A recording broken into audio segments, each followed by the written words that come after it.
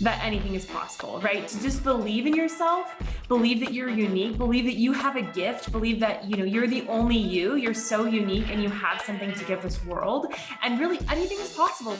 Welcome to the One Girl Revolution podcast. Kate Bryan here for another week and another inspiring story. The One Girl Revolution podcast highlights the stories of everyday women who are changing the world through their lives. Please subscribe to the One Girl Revolution podcast on Apple Podcasts, Spotify, Stitcher, iHeartRadio, YouTube, or wherever you listen to podcasts. We're on Facebook, Twitter, and Instagram at One Girl Revo. We're on YouTube at One Girl Revolution. And you can find all these details, more podcast episodes, videos, and so much more on our website at onegirlrevolution.com. That's the number onegirlrevolution.com. Today on the podcast, we talk about the hard things, how to get through difficult chapters in your life. Also, we talk about how to support your sisters, the other women in your life, and why it's so important, and how you can use your own gifts, talents, and the example of your life to mentor and inspire other women and girls. My guest today on the One Girl Revolution podcast is Kim Letona. Kim is a coach, wife, mother, friend, and an all-out incredible woman that I can't wait for you to get to know. Kim was raised in Southern California by her grandparents, and she talks about her life, passions, and so much more in this episode. Kim ended up doing an eat, pray, love type of journey to Guatemala many years ago, or a bunch of years ago, and ended up finding her husband and her purpose through that journey. Kim, her husband, and her kids ended up moving to Guatemala a few years ago to support her mother-in-law and the orphanage for girls that her mother-in-law runs, an orphanage for girls who are survivors of abuse. This orphanage builds community around the girls and their kids and empowers them and supports them. Kim talks about the incredible work that the orphanage does and how she's been able to be a part of it, mentoring and working with the girls, and utilizing her own gifts and talents to empower these girls to be the person that they were created to be. Kim talks about the hard things in life and how to overcome difficulties. She talks about supporting our sisters, our female friends, and other women in our lives, and why it's so important and why it should be important to you. And she just talks about so much more. Kim's passion, her wisdom, and her joy is infectious. You don't want to miss this incredible episode of the One Girl Revolution podcast. So without further ado, here's my friend, Kim.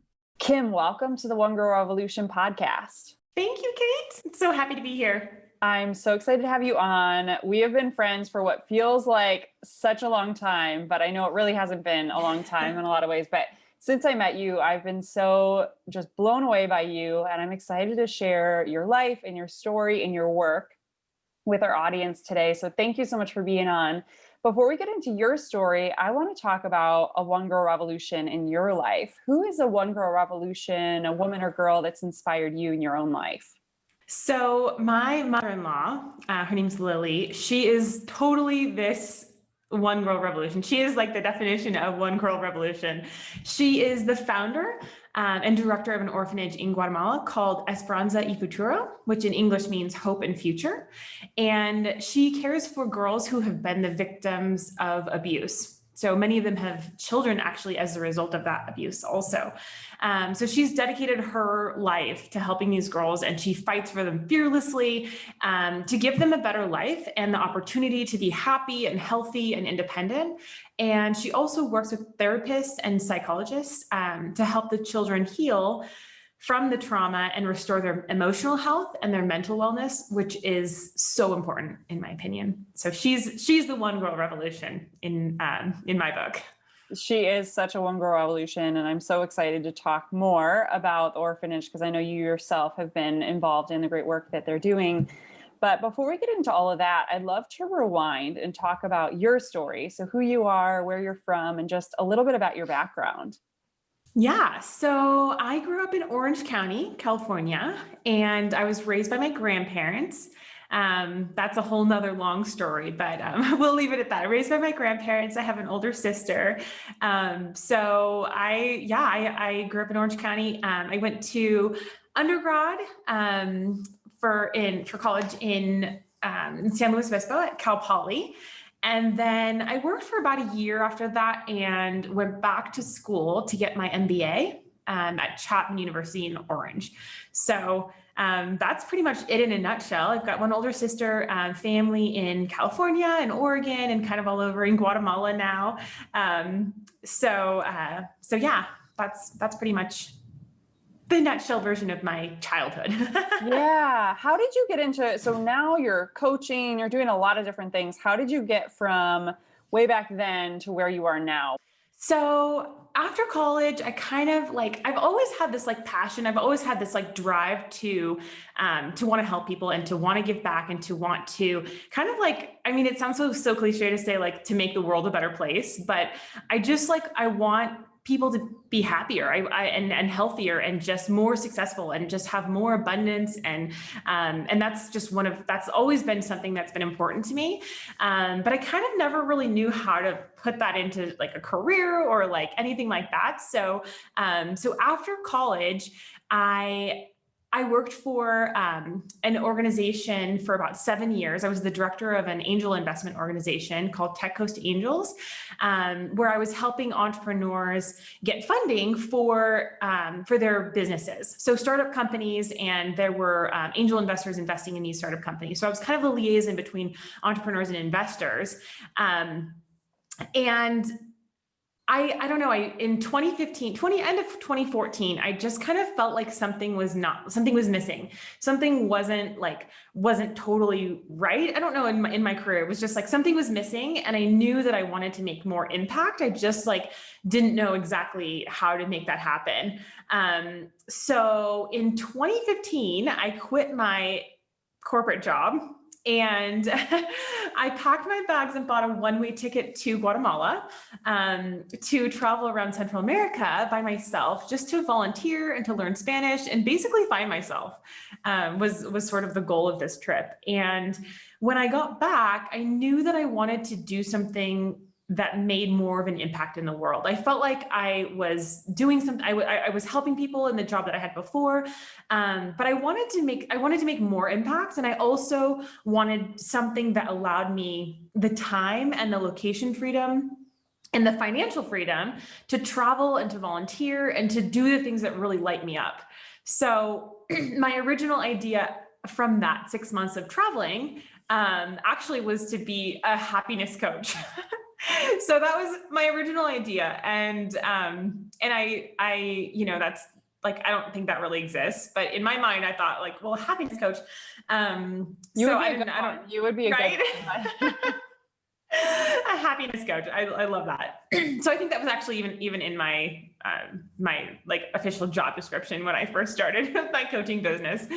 But really, after this trip, I started researching how to help people become healthier and happier. And I came across a certification online for health coaching. So I started out actually as a health coach about, 5 years ago now. And so I did that for about a year. And I got the certification online for health coaching, and I did that for about a year. And then I realized that I wanted to kind of incorporate more of my expertise, which is business. So, or my genius zone, which I talk about with my students. So like your genius zone, which I describe as something as there's like sort of like 4 pillars that come together, which are like what you're good at, what you love to do, what the world needs, and what you can get paid for. So I came up with this concept, you know, of how to put all those things together so that it could be fulfilling. And again, give me that like location freedom and time freedom and financial freedom to be able to really just do like what I love, have an impact, and do the things that light me up, personally and professionally. So I shifted my business from health coaching to what I call success coaching, which is basically a combination of life coaching and business coaching, because I think that they're so connected. You know, our personal lives and our professional lives, sometimes we try to separate those, and it doesn't really make sense, because it's like we have one life, you know, and I think that they're actually totally integrated. And I believe that we can't be truly successful and really have the impact that we want to have in the world without being fulfilled personally and professionally, if that makes sense. Yeah. So now I specifically work with what I call, again, success coaching, which is business coaching, specifically mindset or beliefs, and strategy, and sort of life coaching that kind of goes into that, because a lot of people are held back by things that in their business that are actually personal things, if that makes sense. Yeah, people feel stuck. I know that's such a big thing. And one of the things that I actually did with you, I'm so grateful to have gone through one of your sessions, but a mental emotional release session. Can you talk about that? Because I feel like that is one way that you're helping people get unstuck in the work that you're doing. Totally. And that it's so powerful, Kate. And it was my pleasure to do that with you. It was really awesome to do that with you. So mental emotional release is actually an NLP technique. So if you're not familiar with NLP, it's Neuro-Linguistic Programming. And it's a clinically researched approach that helps release anxiety and stress and fear and any other negative emotions. And usually those things, those negative emotions and that stress and the fear is actually started from your past, right? So from childhood or even before, even beliefs that were passed down to you from generations before of things that they believed. So it's kind of like the mental emotional releases, which is, what we did together, is sort of like an emotional detox for clearing these negative emotions and beliefs that are holding you back. It helps you to sort of gain control of your life and even overcome things like procrastination and perfectionism and some of those things that really hold people back, again, personally and professionally. So last year, actually, I got certified as an NLP practitioner. So I have a lot of these little tools now. I experienced the value and the transformation of using NLP because I had, an NLP coach who helped me with mental emotional release and a bunch of other techniques that she used on me. And so I became interested in helping my own clients create more success and, more transformation in their lives and in their businesses with this technique. So it's just a really powerful thing that I think is really helpful for anyone, again, personally and professionally. Going through that and, coaching people, I want to ask you about your own life, because I know you had a really challenging few months in 2021. What happened and how did you get through that? Especially thinking about, this mental emotional release and some of the other tactics that you've learned. Yeah, so the beginning of 2021 was really, really hard. I think it was definitely, I didn't know how I was going to make it out alive. I had just had a baby. I had a baby, my second son, in November of 2020. So I had a newborn, I had a toddler.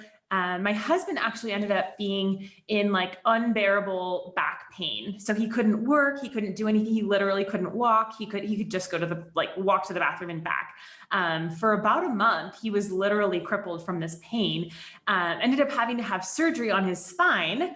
And so again, he had like a couple months recovery where I was, recovering from a C-section. I had 2 root canals during that time. I had to actually have surgery myself, after my C-section, under general anesthesia because of precancerous cells that needed to be removed. And literally, we were barely sleeping. We went to the ER 3 times between the two of us. And even between the two of us, we literally went to 26 doctor's appointments in 27 days. And my husband couldn't drive, so I had to drive everyone around. And luckily I had some support. But it was a really challenging time. But I think that we're stronger than we think. So I learned a lot of things in there, and I would love to share, the advice that I have for women who are going through difficult times. I learned that I can do hard things and you can do hard things too. You're stronger than you think. And I think that sometimes we think oh, this is really difficult, I'm not going to make it. But I tell my clients sometimes, you have 100%, your track record so far is 100% of getting through difficult times, right? You have a great track record of getting through difficult things. And as cliche as it seems, anything that that is thrown at us, like it just makes us stronger. You know, it doesn't feel like that in the moment. Sometimes we don't see it in the moment, but every experience really helps us to grow into better people. And I also learned that hard doesn't always mean bad, you know? So my advice, I guess, just for anyone that's going through something difficult, especially like when you're going through so many things that, you know, and especially on top of all that, the COVID situation, and you know, that was like the least of my concerns. COVID was the least of my concerns, even though like everyone else was freaking out about it. It was like, I have all these other things going on. I can't even, like, wasn't even something I was thinking about. But so I guess my advice would be, a few things that kept me strong and positive during this time, that was really difficult, is the first thing is like, remember that this will pass, right? So it's not permanent. You're going to get through it, right? Eventually it's going to end. I have a friend of mine who was on a flight with her toddler, and like her kid was screaming like the entire flight, like literally wouldn't stop. And all she could think about was like, okay, well, eventually the plane is going to land and we're going to get off and like, it's going to be over. Right. So it's like, sometimes we just have to remember, like, this isn't going to be like this forever. So that remember, this too shall pass.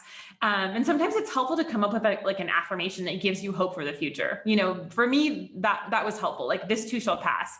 But it could be anything really that makes you feel like it's going to end, right? Like this, it's not always going to be this hard. Right. So, and then the second thing I would say is that's really helpful. And like, we sometimes don't like give ourselves the permission to feel how we're feeling, you know, like feel the emotions that we're feeling, whether that's like anger or frustration or sadness or all, like, you know, we have the right to feel all those things. And sometimes it's like, oh, just push past it, or like get on the positivity train or whatever. But like, I think it's important that we feel those things, that we just don't stay there. Right. So feel the things, feel all the emotions, and like, let yourself be mad or sad or angry or frustrated or whatever you're feeling. And then decide to like pick yourself up and it's like, okay, now we're gonna get through this, you know? Yeah, there's such a pressure. And I feel like particularly for women, there's such a pressure just to put on like happy face, game face all the time. Like everything's perfect on Instagram, you know, all we're all posting is the positive things. And the reality is we're all going through so many difficult things. And you brought up COVID, 2020, the pandemic. That's a great example of how everybody had such a difficult year, and now it's turning into years through the pandemic. But we need to feel those feelings and be okay with it, and cry and laugh and find things that bring us joy too, like giving ourselves moments. One of my friends was asking me recently, like what I do to kind of just like release, or like find, if I feel stuck, what are things that I do? And a lot of times I'll go get a coffee from my favorite coffee shop and go and sit and not bring my laptop, not look at my phone, not do anything, but just to have some separation and just reconnect with the reality of your life. And the reality is there's so many beautiful things, good things happening in our lives. And sometimes we just need to like get through whatever the difficult thing is happening at this moment, and then find a place, a space where we can just relax and just be present. Totally. And that's like exactly, you know, what I was going to say next was really just like the self-care. Like self-care is not selfish. It's actually necessary. It's a priority, right? If we can take care of ourselves, like you said, if you can go like have a cup of coffee, not bring your laptop, like take a moment for yourself, or like whatever it is that makes you feel good. Listen to your favorite song, or listen to a podcast, or like that's inspirational, like yours, you know, like do something for yourself, like, and take care of yourself, and find some things that help you, and then make time to do those, right? Because it's like, we just get so busy, but it's like, it's so important to like take care of ourselves. When we take care of ourselves, we're able to take care of other people, and we're able to like give from the cup that's overflowing, you know, like that example of like, when your cup is overflowing, you have something to give. But when your cup is empty, it's like, you don't have anything to give. You don't have anything to give your family and your friends and your clients and your, you know, and your babies, if you have them. And it's just so important to really just like take care of yourself and get the support that you need from people who care about you. You know, I think that's probably the last little piece there is like, make sure that you have the support, like that, like from people who truly care about you and your happiness and your success. Yeah. Kim, your story is so important for all of us. I think that everybody who's listening can relate to your story in so many different ways. And so thank you for sharing, and thank you for sharing some of that advice, because we all need it. We all, especially on our, in our day-to-day lives, we can deal with so many difficult things, and just to know that there are other people that have been through it and that there's always hope. That's what you've heard me talk about the city of Detroit and how much I love Detroit, because it really is a city of resilience. And it reminds me every single day when I look out the window that we are resilient and that we can get through anything, and it will rise from the ashes. We will rise from the ashes. So thank you for sharing that. I want to talk about Guatemala, because I'm just so fascinated, because you went on this like adventure and now you're actually living in Guatemala. So you moved to Guatemala a few years back. What made you and your husband and your now kids jump ship and move there in 2017?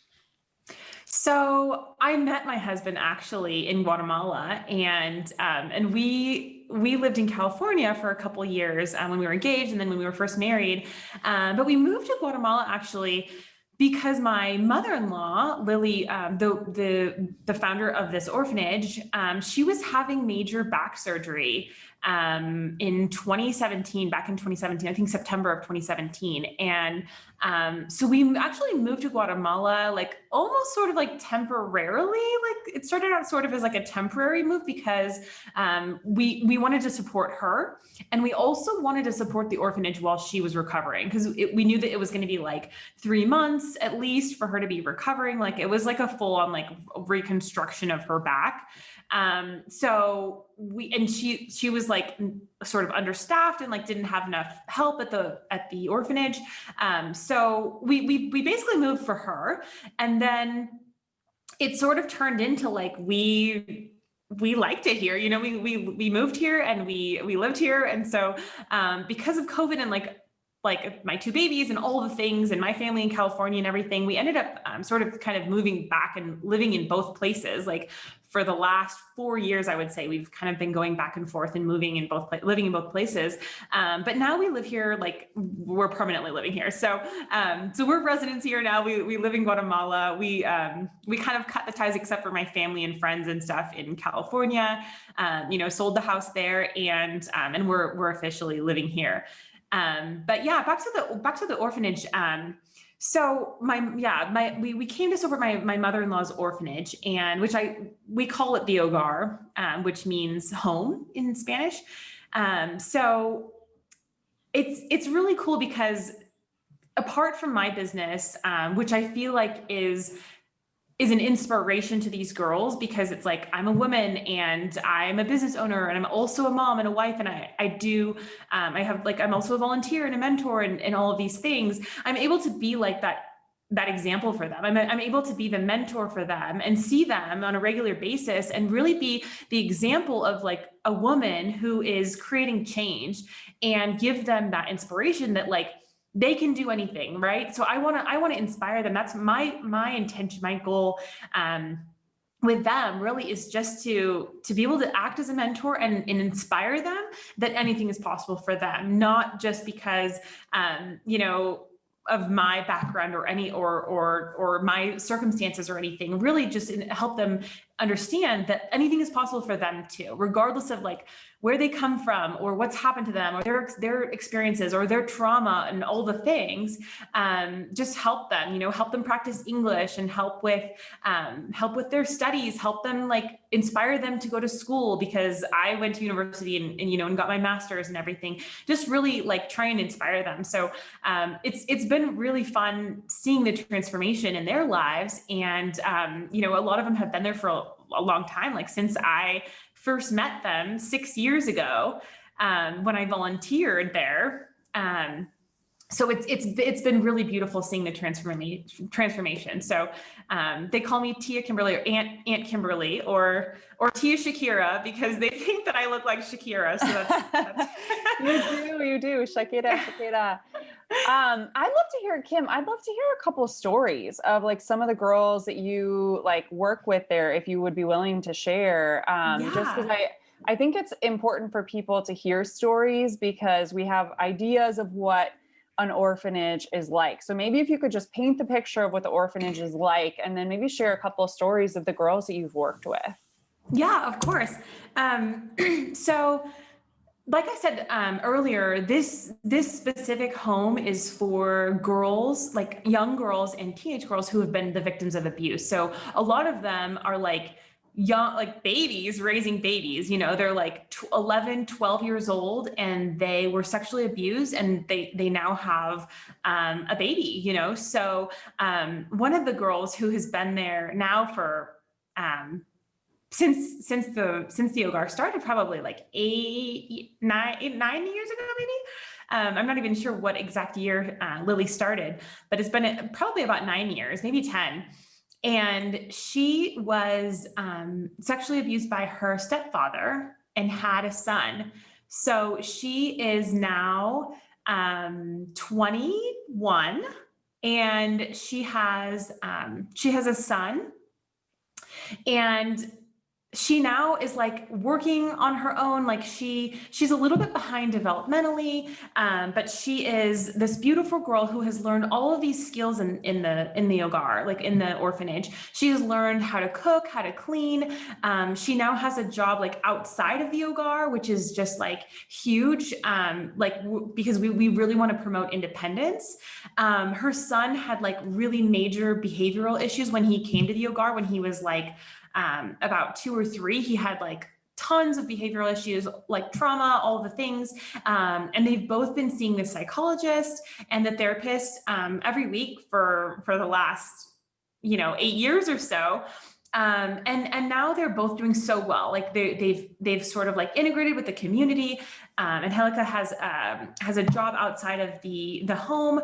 Her son is really well behaved, and he's doing well in school. And it's just, it's so great to be able to see the transformation from like what they came from, and like all the trauma and all the emotional issues, to now like actually feeling happy. And you can see the happiness in their faces, and you can feel it when you're around them, and they're just, they're thriving. It's a beautiful thing to be able to see that transformation, and it takes a long time, So a lot of the kids have been there for a long time. Some of them come in and they don't stay for very long because of whatever the judge rules, right? So it's not always like the girls come and they stay, like they're there forever. Like sometimes they do end up going back to their family, even if it's a risk for them to be abused again. But the ones that stay there for a long time, like they're getting higher education. Like several of them are either in college or going to college, and they're still at the OGAR. They're over 18. So it's now their choice to stay there.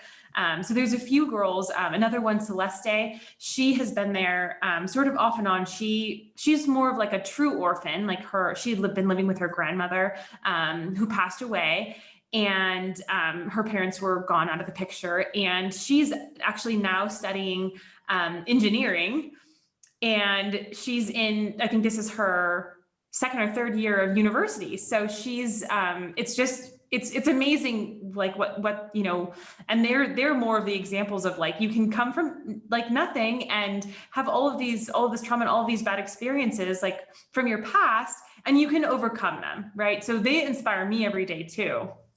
It's just really incredible. And I'm so glad that you shared some of those stories, because a lot of times people are forgotten about, right? Like children in orphanages are forgotten about. That I have a heart for the incarcerated population, and they're so forgotten about. And so I just love the work that you're doing and the orphanage is doing. And it's just such a powerful example. There's a short documentary that our friend Stephanie at Integris Women did about the orphanage. So I will be sure to put that in the show notes so people can check that out. And there are ways that people can get involved and support the orphanage through the documentary. But I'm just grateful for you sharing your own experience. Kim, you're such a huge supporter of women. That is one thing that's touched me so much about your life, how you live your life, how you work, all the different aspects of who you are as a person. You're just beaming at any opportunity to support women, which I think is really rare in this world. Why is it so important for you to support women? And like, what advice would you give to other women who might be struggling with competition or like not feeling like they want to support their sisters? Mm-hmm. So one of the biggest things I think is that I believe that when we rise together. You know, it's like they say, like the ships in the harbor, when the water rises, all of the ships rise together, right? So I believe that there's a place for all of us. And I really believe truly at the bottom of my heart, like I believe that everyone is unique and everyone is an individual and that everyone has something to offer the world, right? I talked a little bit earlier about that genius zone, and it's something that I work with my clients. Like, what is it that makes you different, right? So if we can focus on, on the fact that we're all so different, we have different, no one else has the same experiences and expertise and personality and qualities. Like there's literally no one else in the world like you, Kate, or like me. Like you are unique. And of course, like there are some experiences that overlap and there's some education that overlaps, but there's no one else that is exactly like you, that has the same passion as you, and that has the same, all of these qualities and characteristics. And so I really do believe that it's important to remember that you're the only you. You are the only you out there, right? So I think once we kind of like recognize our value and see that like we do have something to offer, then you don't feel like you need to compete because you're the only you, right? So you don't feel, if you can just really like dig deep and really pull up all of those experiences and all the characteristics and all those things that make you unique and that make you special and that make you valuable, then it makes it much easier for you to feel like, you're unique and there's not like a sea of other people out there that are exactly like you, and that you have something unique to offer. And one other thing on that point, I guess, is I think it's important to limit our social media time, because it's so easy to start comparing ourselves to like other people who maybe you're watching someone else's like quote unquote perfect life on social media, or their like perfectly curated life on social media, right? Because no one's just like posting pictures that are ugly, or posting things that like are like everything negative in their life or everything bad. Like people post what they want you to see, right? So it's like you were saying earlier, like we all have challenges, we all have things that we're going through, we all have difficult times. And so I think it's important to really just know, like, everyone has difficult times, right? We don't all have the same challenges, but we all have challenges.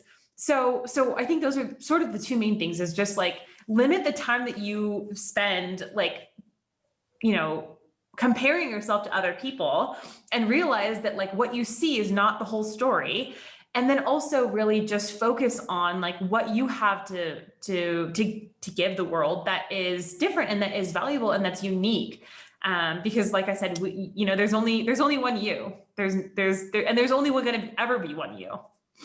Yeah, that's really great advice. I had a friend recently who was really struggling with that, like the competition. Every time she turned on her Instagram, or logged into Instagram, she would start feeling those emotions of like, oh my gosh, look at that person. And look at that person has so many likes and all the different things. And she had to be on social media for her work. So she ended up cutting all social media consumption except for that she would go on and post. So she wouldn't scroll, she wouldn't do anything. And just for like a month period. And she said it was so profound and it made everything so much better. She still did her job. She still did what she had to do, but she just cut out all the noise, which we're all totally with every single day. Yeah, I think that's, and I honestly think that affects like the younger generations, like I feel like, girls are having body image issues even more, and like mental health is like more of an issue, and emotional health and all those things, because like there's so like the internet is such a powerful tool, but it also is like, it's a powerful tool, right? So it's, it can be positive or negative. And I think it's easy for especially the younger generations to get sucked into that and like, just feel like they have to be perfect and feel like they have to look perfect. And, and they just have all of these, people to quote unquote compete with. So I think it really is important that we kind of cut out, like you said, cut out the noise and focus on ourselves and focus on like the value that we have to offer and stay in your lane, do what you're good at, stay in your genius zone and like give that gift to the world, because the world needs that gift that you have to give. Like, we're all here for a reason. Kim, you're so profound and I'm just so blown away by everything that you've shared today and everything you do. What are some resources that have helped you on your journey? Maybe some things that might be able to help everybody who's listening. So I feel like there are so many resources out there. Like there's so many resources that I've used in terms of like, courses and coaches and all the things. But for me, the most important thing is always having support. So whether that means like a best friend that that you can call anytime, a community of positive people that are like supportive and believe in you, a business coach I've had coaches myself, even to help me through entrepreneurship challenges, a mastermind group. I always am in a mastermind group also. And I just can't stress this enough. It's just so important to have the right support all the time. It's important to have that support all the time, but especially during difficult times, because then you always have someone or a group of people who you can count on, right? I think knowing that there's someone there that you can count on, if that's a mentor or a coach or a best friend or a family member that you can have, I think that is like probably the best resource that you can have at any point, right? So it's like, depending on what you want to accomplish, like if you want to get healthier and get stronger, like you're going to hire a personal trainer, right? You're going to hire a coach. So I think it's the same thing in any aspect of your life, but whether that's like mental health, like whether you need like, whether you need a therapist or whatever it is that you're feeling, I think you need to just get in tune with what you need at that time, and then seek out that support, seek out that help. Again, whether that's you're paying someone for that support or it's someone that you have in your inner circle, in your network. I think it's just so important. That's probably my biggest, the biggest resource that I use to get through difficult things and just even get through life is just always having someone that supports me. Yeah, well, you are such a great support to so many people. And like you said, we're in a mastermind group, full disclosure, and it's just been such a great group of women. And it really was Stephanie from Integris Women who was like, hey, we need to all get together. And we've been very dedicated. And that's what it comes down to, is like, identify a couple of women that you really admire and that you want to spend time with, and vice versa. And just see about doing Zoom calls. Like, you and I have never met in person, but I just met Gina. It's just so crazy. I just met Gina for the first time in person. I've never met Stephanie. I've had her on the podcast, but it's just amazing the power that can happen when you're willing to just step out and ask somebody to be your friend or ask somebody to join your mastermind group. So that's some really great advice. Kim, for people that want to follow your journey, they want to get involved, they want to know what you're up to, or maybe even do a session with you, how do they get in touch with you? How can they follow you? Yeah, of course. So I'm on Instagram. My Instagram handle is at Kimberly Letona. So just my full name. And then my website also is KimberlyLetona.com. So there's all the resources there to get to, to do a free Dream Life strategy call, or just to kind of see what you want your life to look like. Get into that dream phase and then like make it happen, right? Create the strategy and the mindset behind it to support that vision of what you have for your life. So I would love to hop on a free discovery call, and then also you can follow me on Instagram. I'm also on Facebook, but not quite as much. For the reasons that we have just talked about, I try and limit my social media time, really be intentional about who I follow and the input that's coming in, and the output that's going out as well. So Yeah, I'll post all the links too, so people can easily find and connect with you. What can people do to Perfect. support the orphanage? Because I know that people are listening. They want to know, what can they do? Yes. So there's a video. So if you can put the link in the comments or in wherever you put the links. Yes. And you'll get, they'll get to see kind of a clip of like, what is it like at the Ogar? What is it like at Esperanza y Futuro? And my mother-in-law, who is that one girl revolution that we talked about at the beginning, like she's in this video, and you can get to know her.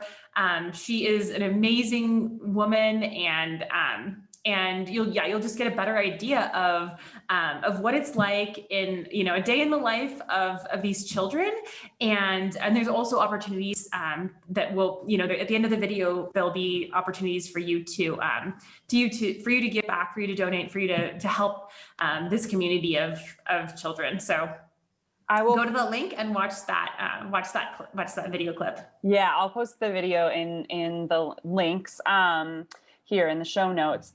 So Kim, before I let you go, I always end this podcast on one question, and I'd like to ask you, if you could leave women and girls around the world with one message, what would it be? I think that it's so important for every woman, for every girl, to just really believe that anything is possible, right? To just believe in yourself, believe that you're unique, believe that you have a gift, believe that, you're the only you're so unique and you have something to give this world, and really anything is possible. Like that belief is really what's key though, right? Because if we believe that we can do anything, if we believe that anything is possible, not just for anyone, but for us as individuals, we're able to make bigger change. We're able to make more impact, and we're able to feel more happiness, to be healthier, and just to ultimately, if everyone is in that place where they believe anything is possible for them, and they make those changes and they move towards their goals, I really believe that it does make this world a better place. Like if we are all working in that place of uniqueness and that place of value and of service, then everyone else rises together, right? And it can be a one girl revolution, just like you say, and like your whole theme here is that one girl can change the world and one person can make a difference. And I really believe that too. I really believe that anything is possible. And it really comes down to that belief in ourselves. So just believing that you have what it takes to succeed. You have what it takes to be happy and healthy and wealthy, and all of the things that you want in this life are possible for you. And it starts with that belief, right? So I just want to instill that little seed of, plant the seed of that belief, and then just keep growing it, right? Keep watering it, keep giving yourself that, whether it's mantras or, affirmations or whatever it is that you need in order to keep you feeling like anything is possible. That belief in yourself is the biggest thing. I love that so much, Kim. And I'm so grateful for you and for you sharing your story and all of your great work on the podcast today. Thank you so much for being on the One Girl Revolution podcast. And thank you for all the great work that you do. Thank you so much, Katie. It was such a pleasure and my honor. And I love your podcast, and I love you. And I'm so happy to be here. Thanks. Please follow us on Facebook, Twitter, and Instagram at One Girl Revo. That's the number one girl REVO. And you can find more information on One Girl Revolution at onegirlrevolution.com. That's the number one girlrevolution.com.